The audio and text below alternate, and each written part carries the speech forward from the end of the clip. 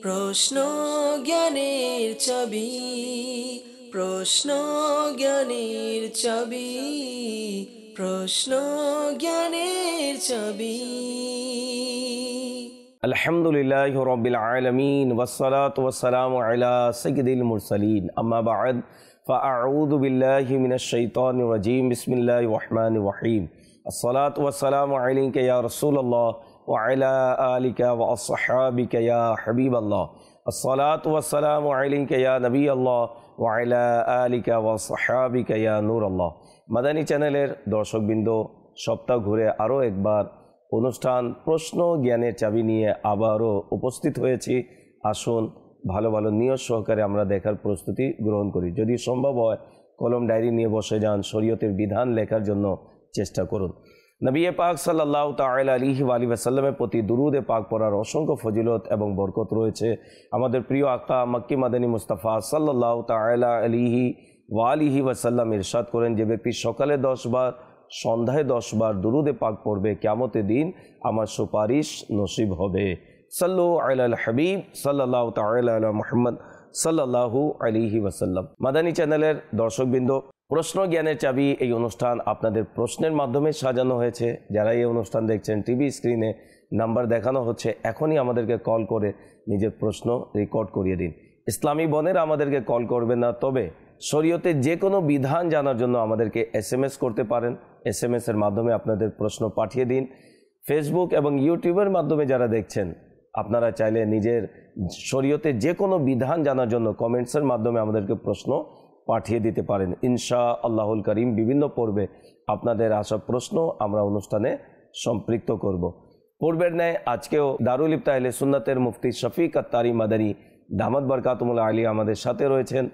মুফতি সাহেব বিভিন্ন প্রশ্নের উত্তর প্রদান করবেন। আমরা যাব আপনাদের প্রশ্নের দিকে, দেখি কোন ইসলাম ভাই কোথায় থেকে শরীয়তের কোন বিধান জানার জন্য আমাদেরকে প্রশ্ন করেছেন। জি, প্রশ্ন চালিয়ে দিন। আসসালামু আলাইকুম ওয়া রাহমাতুল্লাহি ওয়া বারাকাতুহু। ওয়া আলাইকুম আসসালাম ওয়া রাহমাতুল্লাহি ওয়া বারাকাতুহু।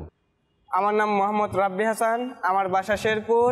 মুফতি সাহেবের নিকট একটি প্রশ্ন আমার, আমানতের টাকা মালিকের অনুমতি ছাড়া ব্যবসা করে লাভ করলে লাভের টাকা কে পাবে? জি, মুফতি সাহেব কি বলবেন এই বিষয়ে একটু বিস্তারিত বলুন। একেবারে হারাম, জায়েজ নেই এই আমল করা, আর এটা খিয়ানত। যখন আপনাকে কোনো বস্তু আমানত হিসেবে দেওয়া হয়েছে, তো এখন এই আমানত এর টাকা আমানত হিসেবে রাখা এটা ওয়াজিব হয়ে যায়। এটা অনুমতি ব্যতীত ব্যবহার করলে তো এটা আপনার জন্য হারাম হয়ে যাবে। নবী করিম সাল্লাল্লাহু তাআলা আলাইহি ওয়া আলিহি ওয়াসাল্লাম মুনাফিকদের যে কিছু আলামতসমূহ বর্ণনা করেছেন, তো তাতে একটি বিষয় এটিও উল্লেখ করেছেন, ইদা উতুমিনা খানা, যে যখন তাকে আমানত দেওয়া হয় তখন সে খেয়ানত করে, যখন ওয়াদা করে তো ভঙ্গ করে, যখন ঝগড়া করে তো তখন গালিগালাজ করে, আর যখন কথা বলে তো তখন মিথ্যা কথা বলে। তো এমন 4টি বিষয় রয়েছে যেগুলো মুনাফিকদের আলামতের অন্তর্ভুক্ত। একনিষ্ঠ মুনাফিক যাকে বলা হয়েছে যদি এখান থেকে একটিও পাওয়া যায় তো তাকে বলা হবে মুনাফিকদের আলামতের মধ্যে একটি আলামত তার মধ্যে পাওয়া গেছে।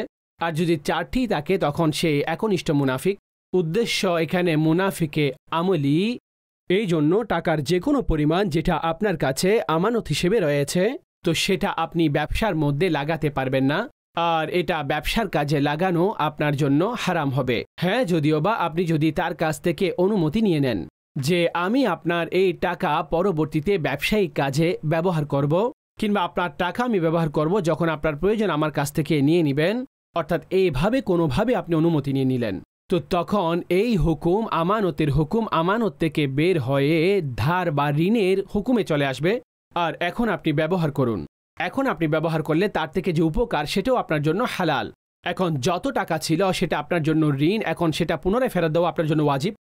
যেভাবে আপনাকে টাইম দেওয়া হয়েছে, যখন তিনি এটা চাহিদা রাখবেন তখন আপনি তার টাকা তাকে ফেরত দিয়ে দিবেন, কিন্তু এটা এখন ঋণের হুকুমে। হ্যাঁ, যেহেতু এটা ঋণের হুকুমে, তো এই জন্য যিনি মালিক ওনাকে প্রফিট দেওয়া, ওনাকে লভ্যাংশ অধিক দেওয়া, শর্তযুক্ত লাভ দেওয়া, তো এটা সুদের আওতায় চলে আসবে। ওনাকে অতিরিক্ত দিতে পারবেন না। কিন্তু যদি ব্যবসার কোনো জায়েজ অবস্থা হয়ে থাকে, যে আপনি এই টাকা দ্বারা নির্ধারিত কোনো অ্যাটেম্প নিলেন, নির্ধারিত কোনো বস্তু ক্রয় করলেন, আর তাতে আপনার জন্য উপকার রেখেছেন, ওনার জন্য উপকার রেখেছেন, এবং এটা নির্ধারিত হলে যে আপনার এই টাকাটা আমি ব্যবসার মধ্যে লাগাবো, আমি ব্যবসা করব, টাকা আপনি দিবেন, এভাবে ব্যবহার করব। তো এই শর্ত অনুযায়ী যে উপকার হবে সেটা শর্ত অনুযায়ী অর্ধেক অর্ধেক ভাগ করতে হবে, কিংবা 60-40 হবে, কিংবা 30-70 হবে। তো এই অনুযায়ী আপনি উপকার বন্টন করবেন। আর এই অবস্থায় যদি কোনো ধরনের ক্ষতির সম্মুখীন হন, তো যিনি টাকা দিয়েছেন ওনাকে সেই ক্ষতির মধ্যে অংশগ্রহণ করতে হবে, কারণ এটা মুদারাবা পদ্ধতি। তো এটি একটি আমি জায়েজ পদ্ধতি আপনাদেরকে বলেছি যে উভয় যদি উপকার লাভ করতে চান তাহলে এই পদ্ধতি অবলম্বন করতে পারেন, কিন্তু সর্বোপরি আমানতের টাকা কোনো জায়েজ ব্যবসার মধ্যে লাগানো এটা জায়েজ নয়, এটা হারাম হয়ে যায়। পরবর্তী প্রশ্ন চালিয়ে দিন। আসসালামু আলাইকুম রহমতুল্লাহি ওয়া বারাকাতুহু। ওয়ালাইকুম আসসালাম রহমতুল্লাহি ওয়া বারাকাতুহু। আমার নাম মোহাম্মদ মাইনুদ্দিন, আমার বাসা চাঁদপুর। মুফতি সাহেবের নিকট আমার একটি প্রশ্ন, বিদেশের রাস্তায় পড়ে থাকা ফল কি বক্ষণ করা যাবে কিনা, এ সম্পর্কে জানিয়ে দিলে অনেক মেহরবানি হতাম। জি মুফতি সাহেব কি বলবেন এই বিষয়ে একটু বিস্তারিত বলুন। অনেকে আছে ঝড় বাদল হলে যখন গাছ থেকে ফল জমিনে পড়ে যায় অনেকে উঠিয়ে খেতে শুরু করে দেয়, এর বিধান কি রয়েছে একটু বিস্তারিত বলুন। রাস্তায় পতিত থাকা কোনো ফল এটা বিশেষভাবে কারো মালিকানা হয়ে থাকে, যে কারো ফ্রুট ফল এখানে পড়ে গেছে, তো এটাকে তো মালে লুক্তা বলা হয়ে থাকে, অর্থাৎ রাস্তায় পড়ে থাকা বস্তুকে লুক্তা বস্তু বলা হয়। তো এটা তার মালিক পর্যন্ত পৌঁছে দেওয়া এটা জরুরি হয়ে যায়। মালিক পর্যন্ত যদি পৌঁছাতে না পারেন, যেহেতু এটা ফ্রুট, এটা নষ্ট হওয়ার সম্ভাবনা থাকে। এখন জানেন না যে মালিককে, এমন যদি অকাট্য ধারণা হয় যে এখন মালিককে পাওয়া যায়নি, আপনি তালাশ করেছেন, তখন এরপরে এটা কোনো শরীফ ফকিরকে সদকা করে দেওয়া, এটাই হুকুম। এটাকে নিজের জন্য নিয়ে নেওয়া জায়েজ নেই না, এটা এইভাবে খেতে পারবেন, অতঃপর এটাকে এইভাবে আপনি সদকা করে দিন। আর এটাও যখন অকাট্য ধারণা হবে যে এটার মালিক এটাকে আর তালাশ করবেন না, আর আসলেও তিনি মালিককে পাওয়া যাবে না, কিংবা তিনি আসলেও ততক্ষণ পর্যন্ত এই ফ্রুট নষ্ট হয়ে যাবে। তো এই অবস্থা, এখন যদি এটা এইভাবে হারানো কোনো ফল নয়, ফ্রুট নয়, বরং এটা গাছ থেকে পড়ে গেছে এমন কোনো যদি ফল হয়, তো এটা যদি সরকারি কোনো গাছের ফল হয় কিংবা সাধারণ কোনো মানুষের লাগানো গাছ থেকে ফল পড়ে গেছে, সে গাছ থেকে যদি কোনো ফল পড়ে, তো এই ক্ষেত্রে এটা যদি কেউ তুলে সেই ফল খেয়ে নেন, এটা তার জন্য জায়েজ রয়েছে। প্রচলিত দিক থেকে এটার কোনো ধরনের নিষেধাজ্ঞা নেই, এটা জায়েজ একটি আমল। সেটা কেউ তুলে খেয়ে নিল, এটা জায়েজ রয়েছে। হ্যাঁ, এই গাছের কোনো ক্ষতি করা যাবে না, কিংবা এই ধরনের কোনো কাজ করা যাবে না। আর এমন গাছ যার ফলসমূহ মালিক ব্যবস্থা করে রেখেছেন, যার ফলগুলো বাইরে যেন না পড়ে, পতিত না হয়, তো এমন গাছকে, এটা কারো নির্ধারিত মালিকানাধীন একটি গাছ, কিংবা সরকারি এমন কোনো গাছ যেটা সরকারের পক্ষ থেকে বাউন্ডারি করার মাধ্যমে, যে যাতে এখানে অনুমতি ছাড়া কেউ ঢুকতে না পারে, তো সেখানকার গাছসমূহের কোনো ফল কেউ এভাবে পেরে নিতে পারবেন না। এটা আমরা সাধারণ রোডের উপরে কিংবা যেটা খোলা ময়দান আর যেখানে সবার জন্য এক ধরনের অনুমতি রয়েছে, সেখানকার মাসালা আমি বর্ণনা করে দিয়েছি। ওই সকল লোকেরা যারা ঢিল মেরে ফল পেরে খেয়ে থাকে তাদেরকে তওবা করা উচিত। অন্যজনের আমানত আপনি কিভাবে অনুমতি ছাড়া ভক্ষণ করছেন, এটি তো সম্পূর্ণ নিষেধ রয়েছে। আপনি আল্লাহ তাবারাক ওয়া তাআলা হালাল খাবার জন্য আমাদেরকে আদেশ করেছেন, আর আমরা হারামের দিকে যাচ্ছি। সবসময় মনে রাখবেন, আমাদেরকে আল্লাহ তাবারাক ওয়া তাআলার সন্তুষ্টির জন্য হালাল উপার্জন করতে হবে, হালাল খেতে হবে, এবং হালাল উপার্জন করে যারা হালাল খায় তাদেরই ইবাদত আল্লাহ তাআলা কবুল করে থাকেন। আল্লাহ তাআলা আমাদেরকে হারাম ভক্ষণ করা থেকে বাঁচার তৌফিক দান করুক। মাদানী চ্যানেলের দর্শকবৃন্দ, আপনারা দেখছেন অনুষ্ঠান প্রশ্ন জ্ঞানের চাবি। এই অনুষ্ঠান আপনাদের প্রশ্নের মাধ্যমেই সাজানো হয়েছে। যারাই এই অনুষ্ঠান দেখছেন, টিভি স্ক্রিনে নাম্বার দেখানো হচ্ছে, অবশ্যই আপনারা আমাদেরকে কল করে শরীয়তে যে কোনো বিধান জানার জন্য আপনারা প্রশ্ন রেকর্ড করিয়ে দিতে পারেন। যাব পরবর্তী প্রশ্নের দিকে। যে প্রশ্ন চালিয়ে দিই। আসসালামু আলাইকুম ওয়া রাহমাতুল্লাহ। ওয়ালাইকুম আসসালাম ওয়া রাহমাতুল্লাহি ওয়া বারাকাতুহু। আমি মোহাম্মদ হাসানুর রহমান রাজশাহী থেকে বলছি। হুজুরের কাছে একটি জিজ্ঞাসা, হারাম টাকায় পোশাক বানিয়ে তা যদি পরে ইবাদত করলে তা কি কবুল হবে, এই সম্পর্কে জানিয়ে দিলে আমি উপকৃত হতাম। জি মুফতি সাহেব কি বলবেন এ বিষয়ে একটু বিস্তারিত বলুন। দেখুন, একটি বিষয় হয়ে থাকে যে নফসে আমল পূর্ণ হয়ে যাওয়া, আর একটি হচ্ছে তা কবুল হওয়া এবং তার সওয়াব লাভ করা। উভয় আলাদা আলাদা বিষয়। যেমন কেউ নামাজ পড়ল, একটি হচ্ছে নামাজ শর্ত অনুযায়ী হয়ে গেলে তো সেটার শরীয়ত পূর্ণ হয়ে গেছে, এখন নামাজ তার পূর্ণ হয়ে গেছে, এখন এই নামাজ সর্বশ্রেষ্ঠ কবুলিয়তের জায়গায় পৌঁছে যাবে, তার উপর পুরস্কার পাবে, সওয়াব পাবে। এটি একটি আলাদা টপিক হয়ে যায় যে নামাজ হয়েছে, ফরজ আদায় হয়ে গেছে, এটি একটি আমল। হাদিসে পাকের মধ্যে এটি মজুদ রয়েছে যে এক ব্যক্তি অনেক দূর দূরান্তে সফর করত, আর এটাকে হজ হিসেবেও আখ্যায়িত করা হয়েছে। এমনকি ওনার নিজের উপরে শরীরের মধ্যে ময়লা রয়েছে, মাটি রয়েছে, সবকিছু রয়েছে। এখন তিনি দূর দূরান্ত থেকে সফর করে এসেছেন এবং ওনার হাত আসমানের দিকে উত্তোলন করে তিনি দোয়া প্রার্থনা করছেন আর ইয়া রব্বি ইয়া রব্বি ইয়া রব্বি বলছেন। ওনাকে ইরশাদ করা হয়েছে যে মালবাসুহু হারাম ওয়া মাতআমুহু হারাম ওয়া মাশরাবুহু হারাম ওয়া হুযিয়া বিল হারাম। তার পরিধান করা, তার পান করা, তার খাবার, তার খাদ্য এগুলো হারাম হয়ে থাকে। ফাআন্না ইউস্তাজাবু লিযালিক, তো সেটা কিভাবে কবুল হবে? তো অর্থাৎ কবুলিয়তের বিষয় এটা তো বিশেষভাবে আল্লাহ রাব্বুল আলামিন আপন মুত্তাকি লোকদের কাছ থেকে আমল কবুল করে থাকেন। এখন যদি কেউ হারাম বস্তু থেকে এই বিষয়গুলো সম্পাদন করে থাকেন অতঃপর কবুল হওয়ারও আশা রাখেন, তো তাকে অবশ্যই নিজের সংশোধন করতে হবে আর তিনি ওনার হারাম মাধ্যমগুলো অবশ্যই ওনাকে ছেড়ে দিতে হবে যাতে আল্লাহ পাক আমাদের এই ইবাদতসমূহ কবুল করে নেন। হারাম লোকমা যেই শরীর পেটের মধ্যে গিয়েছে মূলত সেই তার শরীরের মধ্যে জাহান্নামকে আস্বাদন করছে। আর এই বিষয়ে উৎসাহ আমাদের জন্য মজুদ রয়েছে যে একটি লোকমা ও খাবারের এই সব কিছু যদি পবিত্র হয়ে থাকে তো আল্লাহর পক্ষ থেকে কবুলিয়তপূর্ণ বিষয়গুলো দ্রুত হয়ে থাকে। আর নবী করিম আলাইহিস সালামকে কেউ আরজ করল যে হুজুর আমার প্রত্যেকটি দোয়া কবুল হবে, এই বিষয়ে কোনো ওয়াজিফা আছে কিনা? তো হুজুর সাল্লাল্লাহু আলাইহি ওয়াসাল্লাম ইরশাদ করেছেন নিজের খাবারকে পবিত্র করে নাও, তোমার প্রত্যেক দোয়া কবুল হবে, অর্থাৎ তুমি মুস্তাজাবুদ দাওয়াত হয়ে যাবে। তো এটি এই বিষয়ে অনেক বড় ধরনের একটি আমল হয়ে থাকে। বাকি আমরা কারো নির্ধারিত বিষয়ে, নির্ধারিত আমলের বিষয়ে, সেটা নামাজ হোক কিংবা রোজা হোক কিংবা ওনার হজ হোক কিংবা উমরা হোক, আমরা কেউ নয় যে কাউকে এই ডিগ্রি প্রদান করব তার এটা কবুল হয়েছে, তার এটা কবুল হয়নি।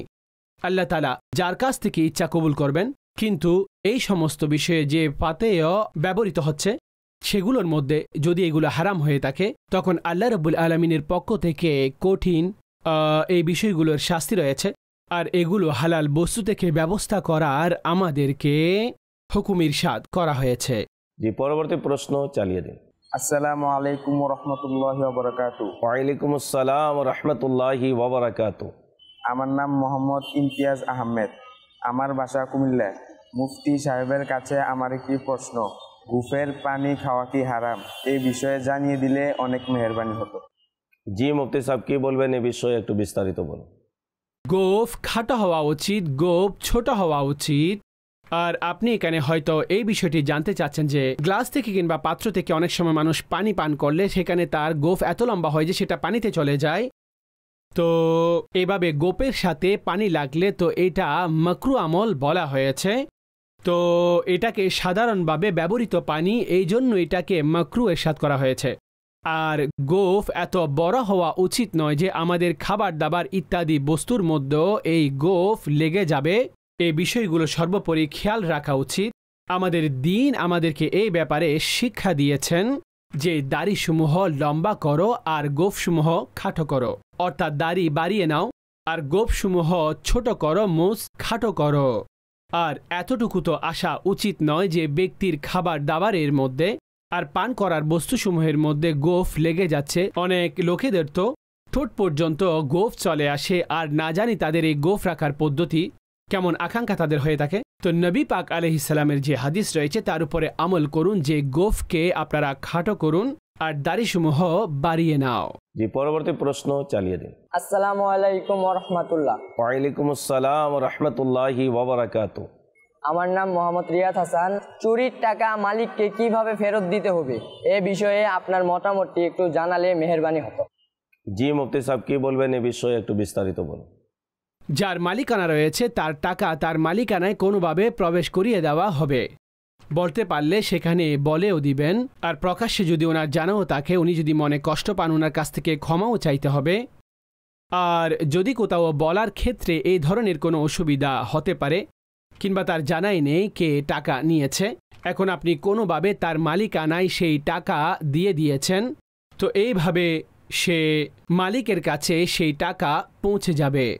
তো এই বিষয়গুলো খেয়াল রাখতে হবে। অনেকবার এমন জিনিসও মানুষ বিক্রি করে দেয় যে জিনিসগুলো চুরি করা হয়েছে, তো চুরিকৃত বস্তু ক্রয় করা এটাও জায়েজ নেই যখন জানা রয়েছে যে এটা চোরাইকৃত, কিংবা এমন অখাট্য ধারণা হয় এটা যে চোরাইকৃত। অখাট্য ধারণা অর্থাৎ এমন ধারণা করা হয় যে এটা তার বস্তু নয়, এটা চুরি করা হয়েছে, তো এটা নেওয়া কিংবা বিক্রি করা আর এটা ক্রয় করা এটা জায়েজ হয় না। এমনকি তার মালিক যদি চলে আসেন, তো সেই মালিক হতে পারে চোর এটাকে বিক্রি করে দিয়েছেন, কিন্তু তার মালিক সেটা নিয়ে নিতে পারবেন, কেননা সেই বস্তু তার এখানে কেনা বেচা করা শরীয়তে এটা জায়েজই হয়নি, তো তার থেকেও সেটা নিয়ে যেতে পারবেন। তিনি তো এটা বলতে পারবেন না যে এটা আমি ক্রয় করেছি। ভাই, আপনি টাকা দিয়েছেন, তো এখন আপনি টাকা তার কাছ থেকে নিয়ে নিন যার কাছ থেকে আপনি ক্রয় করেছিলেন, টাকা দিয়েছিলেন। তো চুরিকৃত বস্তু প্রথমে ক্রয় করা এটা সর্বোপরি জায়েজ নেই। তো এটা সেই অবস্থায় যখন ব্যক্তির জানা থাকবে কিংবা অকাট্য ধারণা থাকবে, এমন ইঙ্গিত পাওয়া যাবে যার কারণে সে বলতে পারবে যেটা চোরাইকৃত বস্তু, তো এদের কাছ থেকে কোনোভাবে আপনি বস্তু ক্রয় করবেন না। জি, পরবর্তী প্রশ্ন চালিয়ে দিন।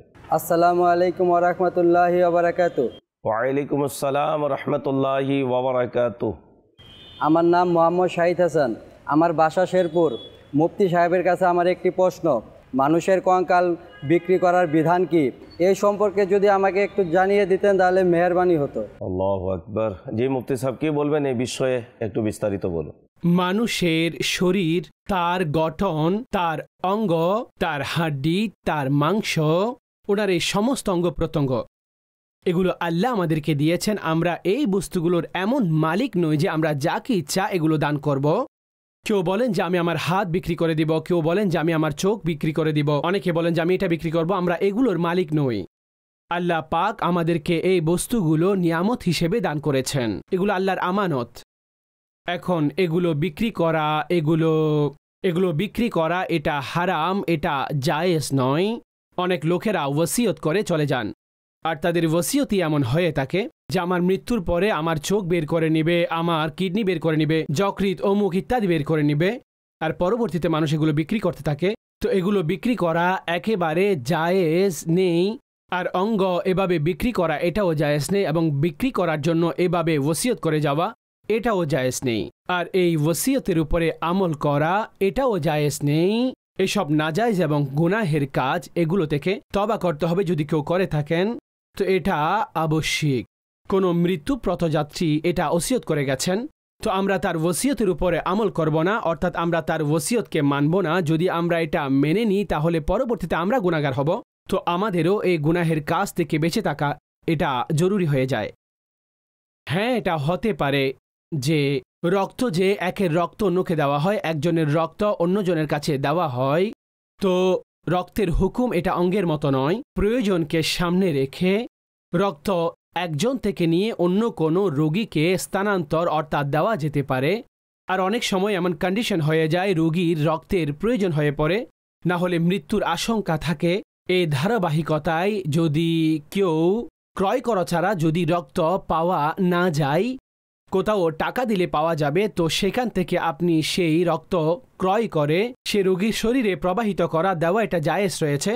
যদিও বা যারা টাকা নিচ্ছেন এবং রক্ত বিক্রি করছেন, তো তার ক্ষেত্রে এই টাকা হারাম হয়ে থাকে, কেননা রক্ত বিক্রি করা এটা জায়েজ নেই। সর্বশেষ প্রশ্ন চালিয়ে দিন। আসসালামু আলাইকুম ওয়া রাহমাতুল্লাহি ওয়া বারাকাতুহু। ওয়ালাইকুম আসসালাম ওয়া রাহমাতুল্লাহি ওয়া বারাকাতুহু। আমি ময়মনসিংহ থেকে বলছি, আমার নাম মুহাম্মদ রাজাউল করিম। মুফতি সাহেবের কাছে আমার একটি প্রশ্ন ছিল, নামাজের নিয়ত বাংলা করা যাবে নাকি আরবিতে করতে হবে? এই বিষয়ে আপনার কি মতামত, আমাকে একটু জানালে ভালো হতো। জি, মুফতি সাহেব কি বলেন, যে মাতৃভাষায় নিয়ত করতে পারবো কিনা, শরীয়তের কি বিধান একটু। নামাজের নিয়ত আপনি যে কোনো ভাষায় করতে পারবেন, আরবি এটার জন্য আবশ্যিক নয়। আপনার ভাষা বাংলা হলে আপনি বাংলাতে করুন, কেউ উর্দুভাষী হলে উর্দুতে করুন, ইংরেজি হলে ইংরেজিতে করুন, যে কোনো ভাষায় নিয়ত করা যেতে পারে, এতে কোনো ধরনের কোনো অসুবিধা নেই।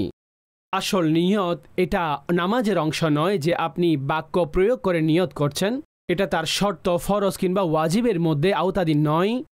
মুস্তাহাব আমল যে মানুষ তার নিয়ত করছেন এই জন্য নিয়তকে প্রকাশ করা হয়ে থাকে, কিন্তু এটা তার কোনো নির্ধারিত অংশ নয়। আসল নিয়ত সেটা অন্তরের ইচ্ছা। তো যেহেতু অন্তরের নিয়ত রয়েছে, আপনি জোহর পড়তে এসেছেন, আসর পড়তে এসেছেন, ফজর পড়তে এসেছেন কিংবা জুমা পড়তে এসেছেন, এখন তাতে নির্ধারিত কালিমাও আপনি আদায় করলেন। ফজরের 2 রাকাত নামাজ পড়ার জন্য মুখ কিবলার দিকে, এই ধরনের যে বাক্যগুলো আমাদের এখানে প্রয়োগ করা হয়ে থাকে সেটাও করতে পারবেন, কিন্তু নিয়তের সম্পর্ক সেটা অন্তরের সাথে রয়েছে। এখন অন্তরে যে নিয়ত রয়েছে সেটাই তার জন্য নামাজ, এমনকি মুখ দ্বারা অন্য কোনো শব্দ উল্লেখ হয়ে গেছে। তো এখানে অন্তরের নিয়তই যথাযোগ্য, এটাকে আসল নিয়ত বলা হয়। অর্থাৎ সারমর্ম হলো এটি যে অন্তর থেকে নিয়ত করুন। মুখ দিয়ে বলাটা উত্তম মুস্তাহাব আমল, যে আপনার মুখ দ্বারা বলার কারণে সেই নিয়ত যেহেতু প্রকাশ্য হয়ে যায়, নিয়ত উপস্থিত হয়ে যায়, এজন্য মুখে বলা এটা উত্তম আমল। মাশাআল্লাহ, অত্যন্ত সুন্দরভাবে মুফতি সাহেব বিভিন্ন প্রশ্নের উত্তর প্রদান করেছেন। মাদানী চ্যানেলের দর্শকবৃন্দ যারাই আমাদেরকে কল করে নিজের প্রশ্ন রেকর্ড করিয়েছেন তাদের জন্য দোয়া রইল, আল্লাহ তাআলা আপনাদেরকে ভালো সুস্থ রাখুক। সময় হয়েছে বিদায় নেবার। যারাই আমাদের সাথে ছিলেন, আল্লাহ তাবারাক ওয়া তাআলা প্রত্যেককে হজ উমরা করার তৌফিক দান করুক। আল্লাহ তাবারাক ওয়া তাআলা আমাদেরকে তার সন্তুষ্টির জন্য ইলমে দ্বীন অর্জন করার তৌফিক দান করুক। আমিন। বিজাহি খাতিমিন নবিয়িন সাল্লাল্লাহু আলাইহি ওয়াসাল্লাম। সাল্লু আলাল হাবিব সাল্লাল্লাহু তাআলা আলা মুহাম্মদ সাল্লাল্লাহু আলাইহি ওয়াসাল্লাম। প্রশ্ন জ্ঞানের চাবি, প্রশ্ন জ্ঞানের চাবি, প্রশ্ন জ্ঞানের চাবি।